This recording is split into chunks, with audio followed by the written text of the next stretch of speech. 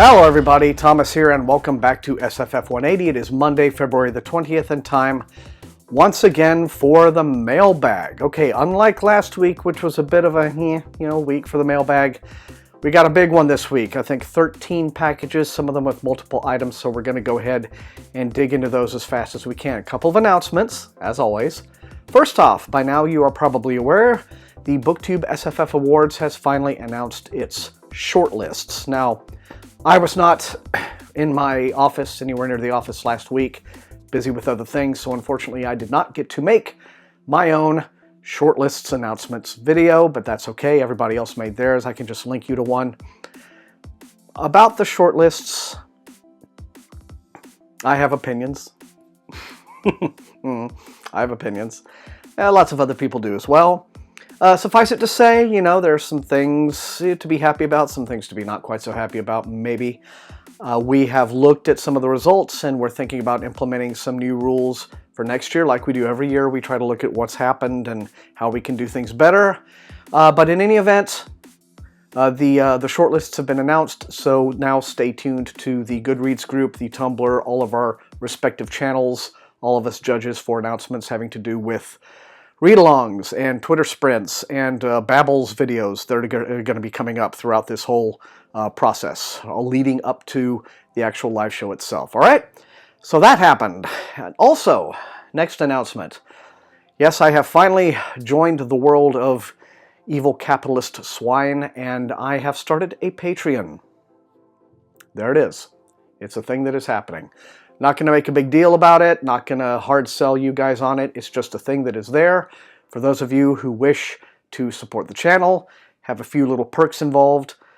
There are expenses with doing some BookTube, and this is something I've been thinking about for a long time, about whether or not I should do it, and I've just gone ahead and launched it, so there it is. You can have a look at it. If you enjoy SFF180, if you like the work that I produce, if you would like to support it in some small way, that is an option that is available for you guys to do so. And as always, I have always appreciated and been very, very grateful for the channel support that I've had ever since I launched this thing way back in like October 2013 or something like that. So thank you all.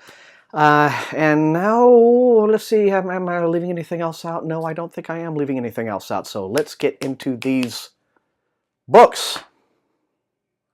Okay, I'm going to start with this first one from Random Penguin that looks like it's fallen apart and been put back together a couple of times, so I hope it's not too destroyed on the inside. Well, nice one to start out with. This is the arc for Assassin's Fate, and this is the final volume in, I guess, the most recent, and I don't know, is it the last? Is it the final Fitz trilogy that Robin Hobb has announced for her ongoing epic fantasy series? Don't know, but anyway, this comes out May the 9th, and Robin Hobb is a much beloved writer, not just among fantasy fans, but particularly among booktubers. She's very, very popular, and so now this is a chance, apparently, to get all caught up, because I guess it's complete now, isn't it? But Assassin's Fate, that sounds very final, Assassin's Fate, comes out, like I said, May the 9th. 850 pages of Fitzy goodness. I'm scratching my throat or something. I don't know what that is all about. Okay, little package from Random Penguin. Okay, this looks kind of neat. This is a book called Off Rock. It's an arc, a sardonic space opera adventure, coming out April the 18th from Titan Books. The author is Kieran Shea. Kieran Shea has written the Coco novels. I think there's either 2 or 3 of those, maybe 2. The Coco novels are sort of described as Riot Girl cyberpunk stuff, right? But anyway, what is Off Rock about? In the year 2778, Jimmy Vick is feeling dissatisfied. After busting his back for assorted interstellar mining outfits for close to 2 decades, downsizing is in the wind. His ex-girlfriend/supervisor is climbing up his back, and daily Jimmy wonders if he's played his last good hand. So when Jimmy stumbles upon a significant gold pocket during a routine procedure on Kardashev 7A, he believes his luck may have changed, larcenously so. But smuggling the gold off rock won't be easy. To do it, Jimmy will have to contend with a wily criminal partner, a gorgeous covert assassin, the suspicions of his ex, and the less than honorable intentions of an encroaching rival mining company.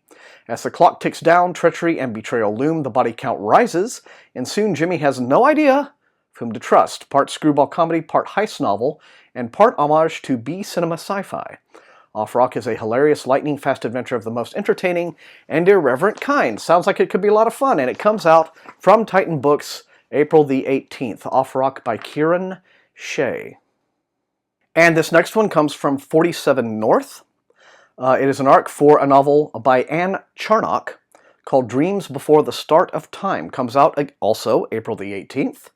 And let's see, Dreams Before the Start of Time explores what the world will look like when infertility is a thing of the past, and a man can create a child without a woman can create a child without a man, and artificial wombs eliminate the struggles of pregnancy.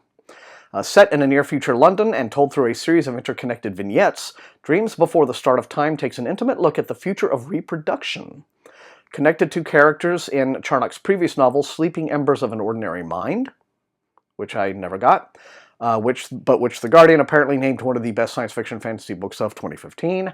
Her latest standalone novel explores the anxieties that two families face when the science of fertility claims to deliver, deliver all the answers. All right, well, now that is subject matter that you don't usually see in SF, and so and therefore that makes it kind of interesting sounding. But Dreams Before the Start of Time, I guess kind of an opposite future from that of, say, Children of Men, because there's too many babies, comes out April the 18th from 47 North. Let me know in the comments. Okay, moving on. Got a little package from HarperCollins. And looky here, it is the finished copy of A Closed and Common Orbit by Becky Chambers. This is a maybe sequel, more probably like a companion novel to A Long Way to a Small Angry Planet, which of course is much beloved by a great many people.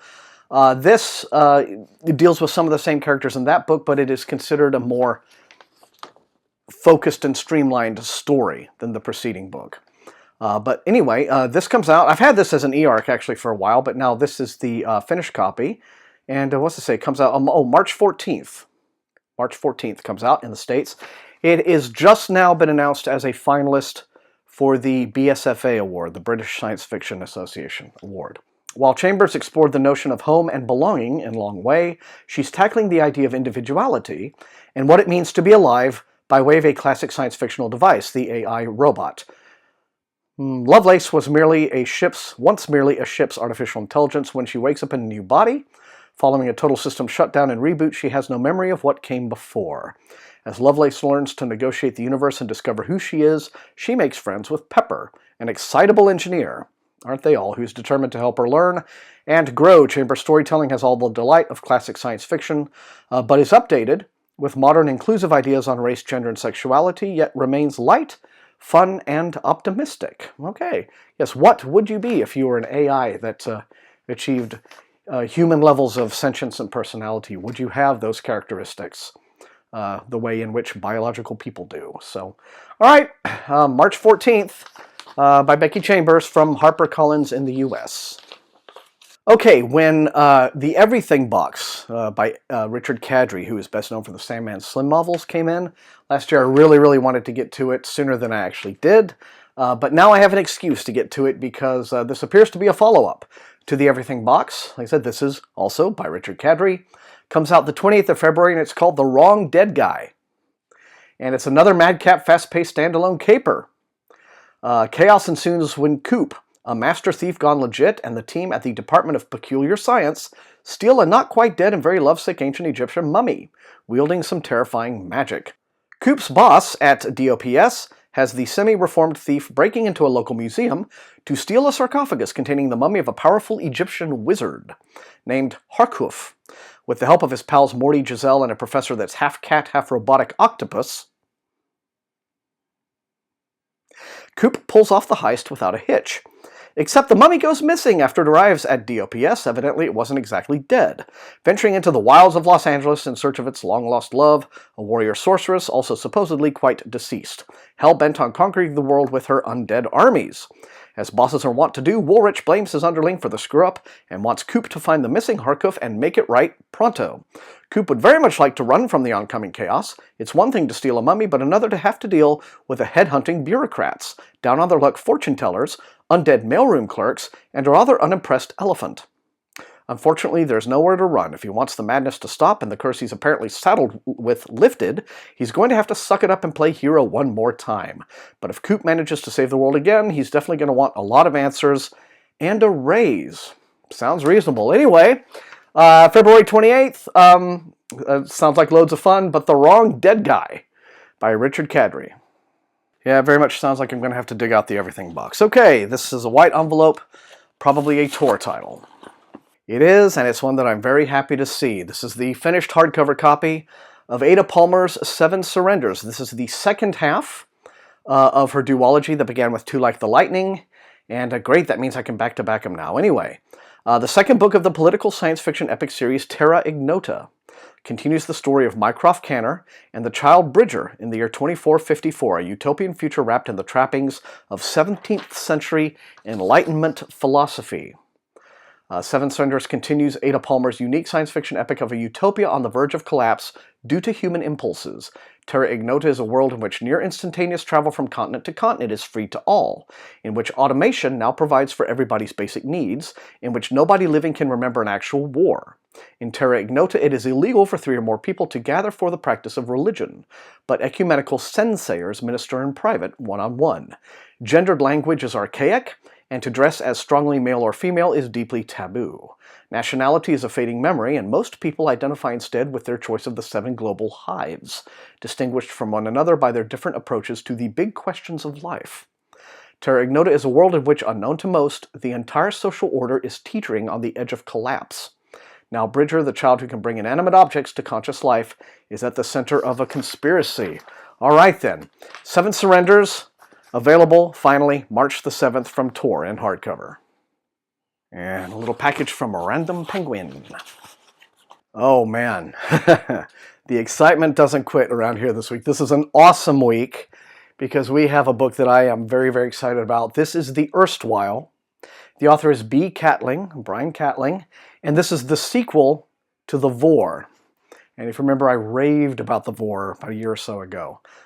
Amazing, one of its kind, sort of magical realist, historical, fantasy, very surreal, very strange book that is, like I said, absolutely in a class by itself. And the sequel is The Erstwhile, as I said, comes out March the 7th. In London and Germany, strange beings are reanimating themselves. They are the Erstwhile, the angels that failed to protect the Tree of Knowledge, and their reawakening will have major consequences. In Africa, the colonial town of Essenwald has fallen into disarray because the timber workforce has disappeared into the Vor. The Vor is this strange impenetrable forest that surrounds the town that's full of frightening creatures and other inexplicable things. Now a team of specialists are dispatched to find them, led by Ishmael, the former Cyclops. They enter the forest, but the Vor will not give them back so easily. To make matters worse, an ancient guardian of the forest has plans for Ishmael and his crew. Meanwhile, a child of mixed race has been found abandoned in a remote cottage. Her origins are unknown, but she has powers beyond her own understanding. Conflict is coming as the old and new, human and inhuman, are set on a collision course. Once again blending the real and the imagined, The Erstwhile brings historical figures such as William Blake, and places such as the Bedlam Asylum, as well as ingenious creations such as the Kin, a family of robots, together to create unforgettable novel of births and burials, excavations, and disappearances. The Vor is amazing, and if this book is half as amazing as this just made it sound, yeah, I'm quite excited. So, The Erstwhile, coming.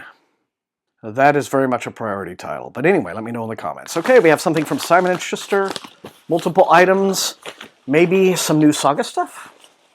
It is 3 items in this package from Saga, and this first one I've just been hearing a bit of buzz about, and it sounds pretty exciting. It's by Catherine Valente, who wrote Radiance, and many other fascinating books.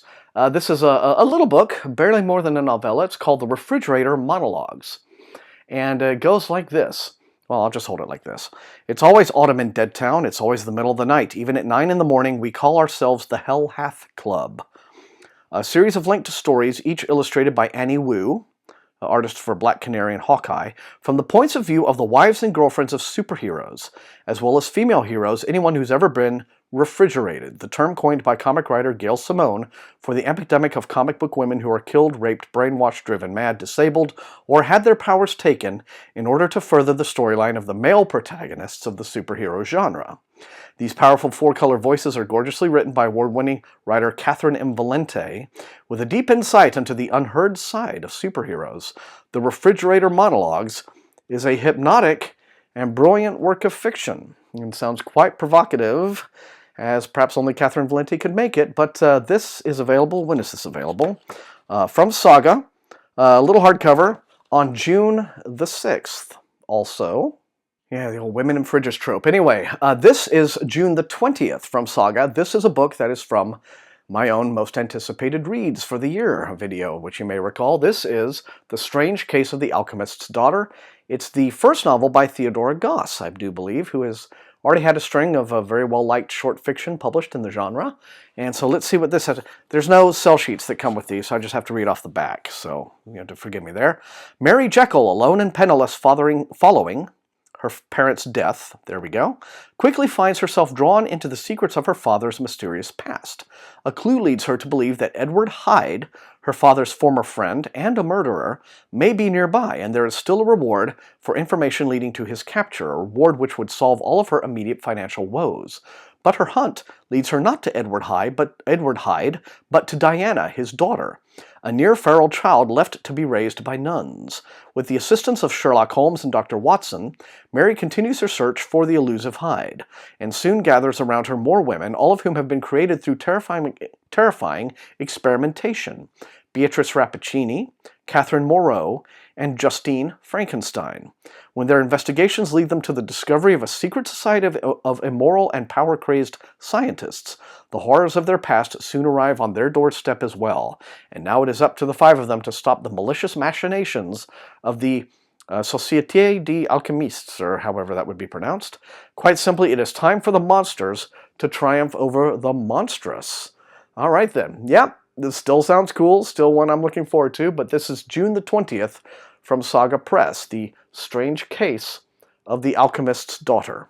And next, third and final book in this particular Saga package is in hardcover, and it is the fourth book after a long delay by Chuck Wendig in his Miriam Black Urban Fantasy series, which was the urban fantasy series he debuted with as a novelist several years ago. This one is called Thunderbird. Miriam Black, I guess, can sort of see the deaths of people coming. And apparently the series has been optioned for television, so there may be a TV series on its way about her. But Thunderbird is the fourth one from Saga Press. These originally came out from Angry Robot, and then I guess Saga has taken them over. And so let's see, what does it say about release date? It says, oh, coming right up. So February 28th in hardcover from Saga, Thunderbird by Chuck Wendig, Miriam Black, number 4. Okay, moving on. This is a pretty small package, so it looks like it might just be a mass market paperback or something. And this is from DAW, and it is the re-release of Delusions Master, which is the late Tanith Lee's third volume in a classic series of hers called Tales of the Flat Earth, which deals with gods and demons and people in the middle. And a lot of it is rooted in very ancient mythology she drew inspiration from. And this is a series of hers that I really, really like quite a lot, and I think it holds up very, very well. And I'm glad to see that DAW is going back through the work of Tanith Lee and bringing it forward to a new generation, because I think she's worthy of rediscovery. But Delusions Master, come on, Thomas, use your words, Master, I guess is either a February or a March release. Let me just look really quickly. Okay, it's March, a March mass market paperback from DAW Books. This is a big random Penguin package. Feels very heavy, feels like at least a couple of hardcovers. It is. It's 2 hardcovers and a mass market paperback, and the paperback is my buddy Marshall Ryan Maresca's newest Meriday novel. This is the Holver Alley Crew. This looks kind of fun. The Rhinax brothers had gone legit after Asti Rhinax's service in Druth intelligence had shattered his nerves, and marriage and fatherhood convinced Versi Rhinax to leave his life of thievery. They settled back in their own neighborhood in West Meridain and bought themselves a shop, eager for a simple, honest life. Then the Holver Alley fire incinerated their plans. With no home, no shop, and no honest income, and saddled with a looming debt, they fall back on their old skills and old friends. All right. Marshall's books, these novels, sort of all interconnected tales in a world of thieves and reprobates, have a lot of appeal to fans of Scott Lynch. So if you're drumming your fingers, waiting impatiently for the next Gentleman Bastards novel, these are books that will certainly fill that gap for you. And this will be the 5th one, I think, set in this universe. So the Holver Alley Crew is a March title from Daw Books. And then next up in hardcover, and looking a little worse for wear from mailing, but this is Silence Fallen. This appears to be the 10th Mercy Thompson urban fantasy novel from the very popular Patricia Briggs. I have read this series up to like the first 4, and I have some real problems with it, particularly the sexual politics of the series. You know how like Twilight and 50 Shades and all of these have some really toxic ideas about relationships and sexuality and consent and things like that. This series has the same problem. But anyway, a lot of people seem to be fans. What can you do? Silence Fallen, however, a March hardcover from Ace Books. And next up, a series of huge and fat and thick epic fantasies, the Green Rider series from Kristen Britton. Now has its 6th volume available. This is big and humongous and heavy, and it's called Firebrand. And yeah, this is another one of those big series that keeps going on that I'm keep looking at and going, I want to read these, but good Lord, they're big.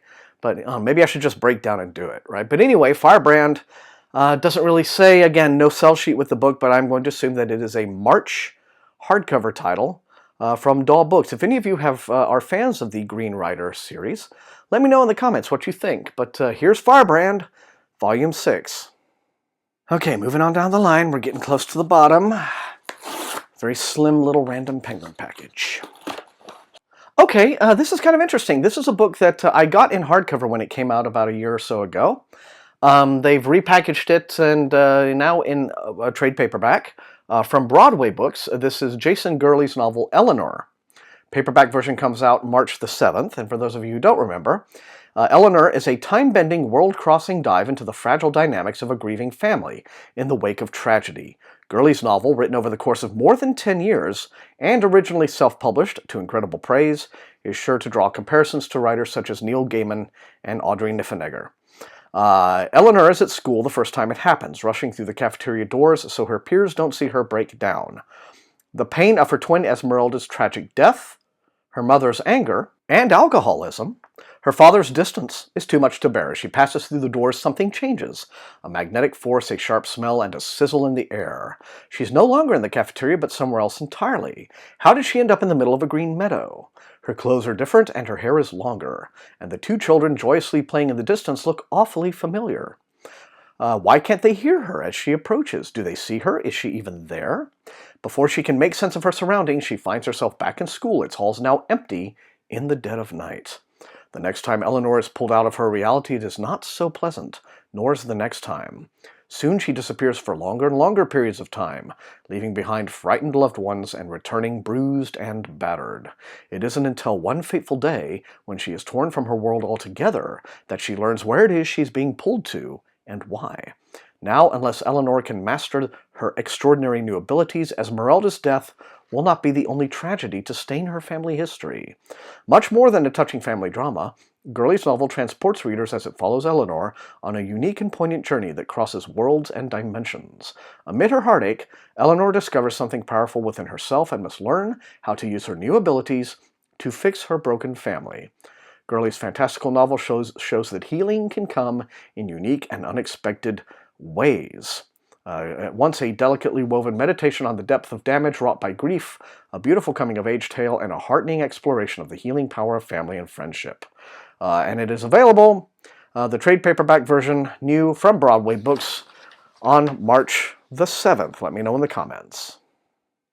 and a HarperCollins package. And this is an arc for Sarah Beth Durst's The Reluctant Queen, which is the sequel to The Queen of Blood, and it is going to be book 2 of a series, The Queens of Renthea. And I have heard from folks who read The Queen of Blood that it's been quite well received by the people who have read it and reviewed it so far. But this, like I said, it's out July 17th. Don't know if I said that yet. If I haven't, I have now. July 17th. So there we are. And without reading too much that would give spoilers away, let's just say it is filled with political intrigue, violent magic, and malevolent spirits. The mesmerizing second book in Sarah Beth Durst's The Queens of Renthea epic fantasy trilogy.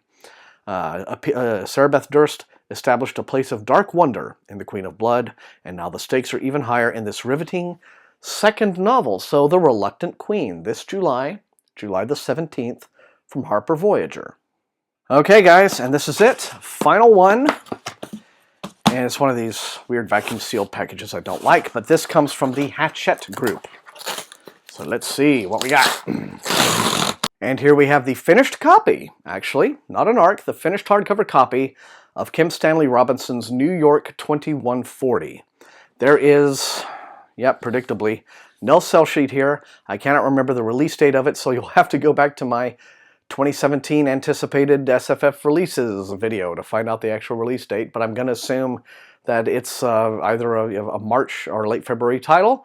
But this is essentially set in New York City, after the sea levels have risen and it's all flooded, and it is essentially about life in the city and a panoply of characters whose lives unfold before you. Set in New York 2140, yet another of Kim Stanley Robinson's environmentally themed science fiction novels. A New York 2140 from Kim Stanley Robinson is finally upon us. Let me know in the comments. And that is it. That is a mailbag for this week, and I gotta say, it was a hell of a mailbag this week. You don't have too many weeks where you can look at like a good 75-85% of what's come in and perhaps say to yourself, yeah, I want to read all of that stuff. But this looks like it's one of those weeks, so you guys know the drill. Light up those comments, let me know which of these looks most interesting and exciting to you, which you want to see me prioritize for review. And apart from that, please like the video if you enjoyed watching, share far and wide with all of your SFF reading friends, and above all, please subscribe if you have not done so. That is what helps SFF180 to grow as a channel. Anyway, back in the office pretty much full on this week, so I'll be making up for the lack of content last week. I've got some new reviews finally in the pipeline that I am well and truly delayed on, but they're coming. So look forward to those, and otherwise, thanks again, as always, for the ongoing support, and until I see you next time, happy reading.